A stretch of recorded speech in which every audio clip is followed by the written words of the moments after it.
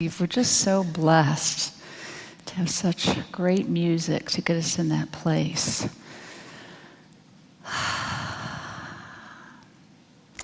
So we're doing a series of talks about redesigning your life to live the life of your dreams. And today I wanted to talk about building and maintaining a spiritual practice.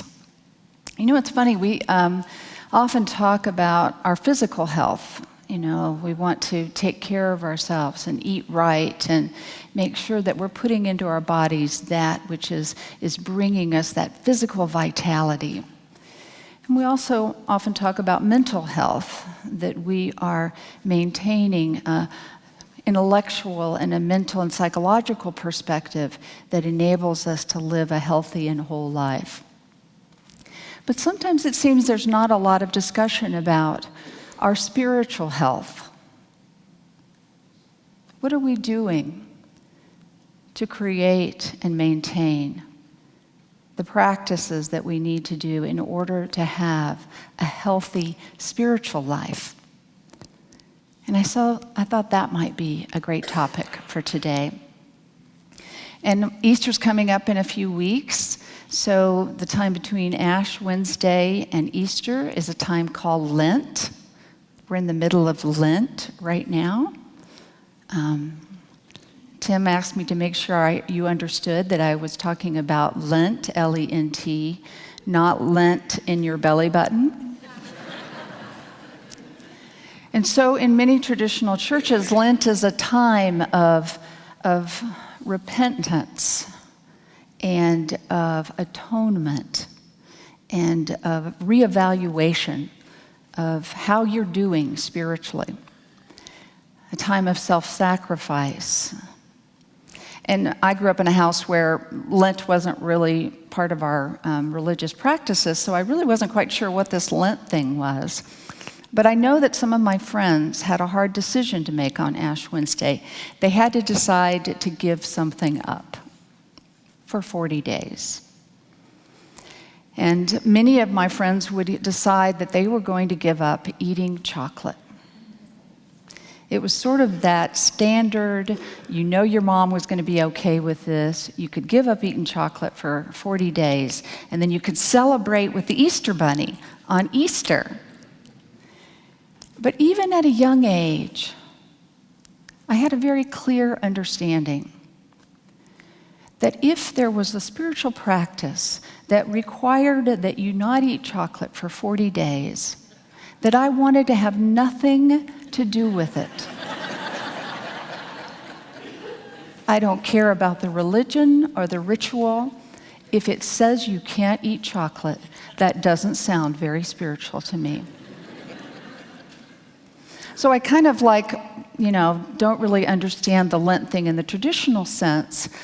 But if we go back to the co-founders of Unity, of Charles and Myrtle Fillmore, they had a fascinating take on it. In fact, they would always encourage people that we were spiritual scientists, that we are here to practice these spiritual principles in a way to actually see whether or not they work in our lives. And so it is with that sense of investigation and exploration and a sense of curiosity about what our spiritual life might be about, what we could do to be spiritual healthy, is what Lent could be to you as well. I was thinking about this idea of Jesus as our way shower, that Jesus did something so incredibly radical that we're still talking about it 2,000 years later. And what was that? My Buddhist teacher was, he's an American from Long Island, and he was one of those people in the 60s and 70s that decided that whatever we were doing here wasn't working. And he went to India to find his spiritual practice. And he was able to meet a wandering Hindu yogi named Neem Karoli Baba, who apparently was magical, and he kind of knew the future, and it was as if he could look right through you. And so my teacher became just obsessed with being Neem Karoli Baba and finding out what words of wisdom he had to share with him, that this would be his spiritual practice. And he tells the story that one day that Neem Karoli Baba had gathered together his Western students. And he asked them just one question.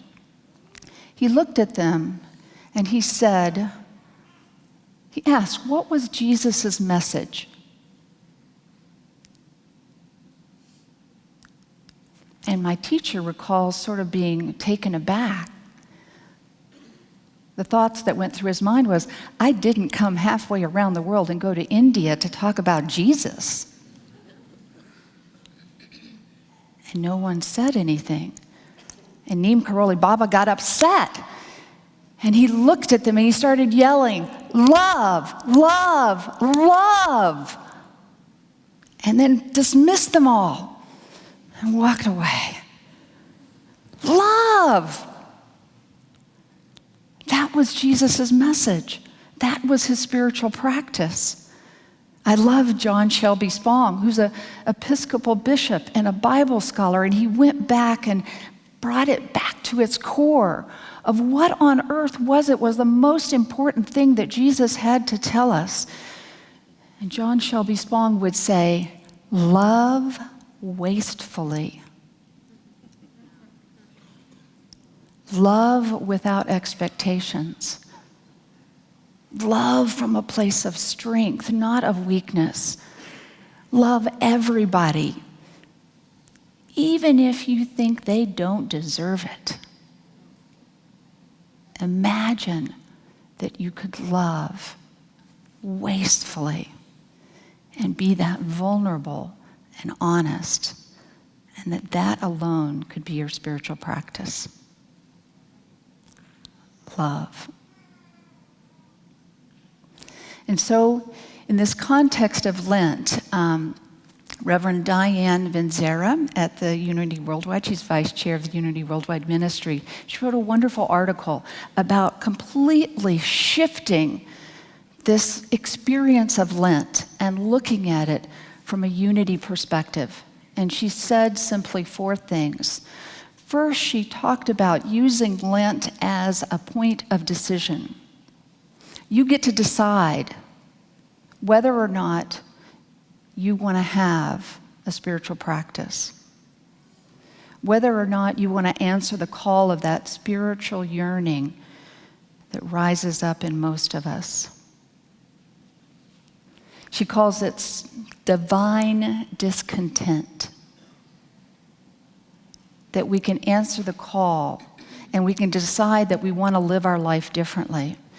And the second thing she says that happens immediately is the struggle. We got to detach and let go of those old habits, those old ideas, and those preconceived notions that are no longer working for us. It turns out Lent isn't about chocolate. It's about sacrificing something far more difficult. It's about letting go of those things in our life that we know are not working for us any longer. And simply making the decision to do that is not enough. Inevitably, we struggle against our old way of being in order to be able to live a way that we know is our true calling. So Diane goes on to talk about the third thing that happens in this spiritual practice is that we have to surrender. Anybody ever got to that point where you have tried with all your might to make those things work that you know are bad habits and poor decisions, and it just wears you out? And Reverend Diane encourages us that when we get to that point of utter exhaustion, then we can simply surrender to that which we know is what we truly need. And our last point is that of the resurrection, of true renewal, that we can renew ourselves in this very moment. be refreshed, start again. To know that which we should be doing, to know that which feeds our soul, and to be refreshed and renewed, re-inspired and re-energized. And so it turns out that the word Lent actually simply means spring. And so all around us, as we see the flowers bursting and the trees budding out, we can let that be a reminder to us to listen to that spiritual yearning, to be aware of that divine discontent, and to answer the calling, to decide, to struggle, to surrender, and to be renewed. And so the last part is this valuable process that we are going through here as a spiritual community.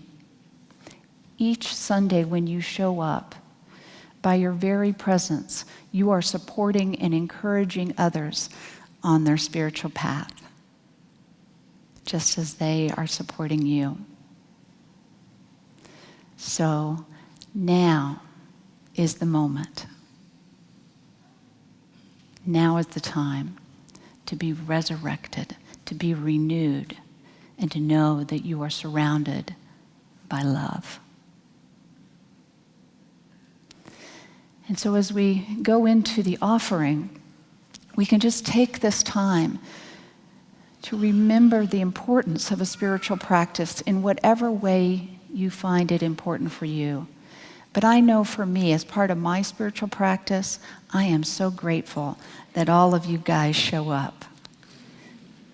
And so as we hold our offerings in our hands, or if you're a recurring giver, you can take out one of the green slips of paper and hold it in your hand and just say this blessing with me, because I know it to be true. We say, I am a blessing to Unity Temple, and Unity Temple is a blessing to me. So join me in saying that simple affirmation. I am a blessing to Unity Temple, and Unity Temple is a blessing to me. And that is true.